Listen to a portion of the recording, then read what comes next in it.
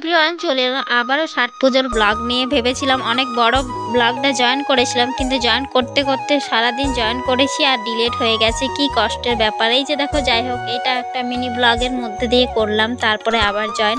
এই যে দেখো, মা বোনকে বরণ ডালাতে মানে ডালাতে 7বার করে মাথা ঠেকাচ্ছে আর নিচে নামাচ্ছে।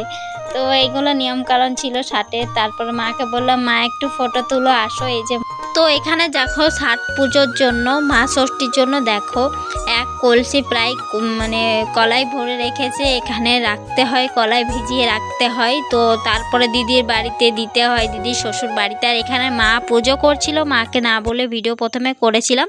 তো তারপরে আমার মা বুঝে গেছিলো যে আমি ভিডিও করছিলাম। তো তারপরে দেখো, মা ঠাকুর পুজো করছিল। আর এই যে দেখো, মা ষষ্ঠীর কলাই ভেজানো রয়েছে, পুরোপুরি এক কলসি কলাই রয়েছে।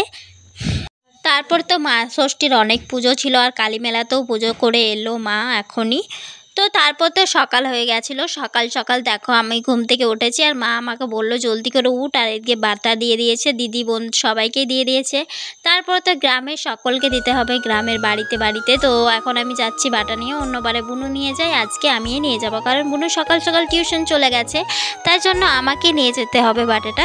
তো 3-4বার আমাকে থালায় করে এখন নিয়ে যেতে হবে। তারপরে সকাল হয়ে গেছে, সকাল সকাল দেখো 9টা বেজে গেছে। 9টা বেজে মা ওরা পান্না করতে গেছে। পান্না করতে করতে দেখো কত ডালা রয়েছে। তারপরে আমি ছিলাম, আর এখানে আমি একটু ভিডিও করছিলাম, ওদেরকে নিয়ে ওদের পুরো পুজো করছিল। তো তারপরে আমি নিজেই ভিডিও করছিলাম। তো তারপরে সবার স্নান হয়ে গেছে, তারপরে পুজো করে সবাই বাড়ির দিকে রওনা দিচ্ছিল। তো কেমন দেখো, এই যে দেখো, এই মেয়েটার এখন বিয়ে হয়ে গেছে, ও আমার বোন হয় গ্রামের। আর এই যে দেখো ওর মা। তো তারপরে দেখো আমার মা, এই যে লাল শাড়িটা আমার মা।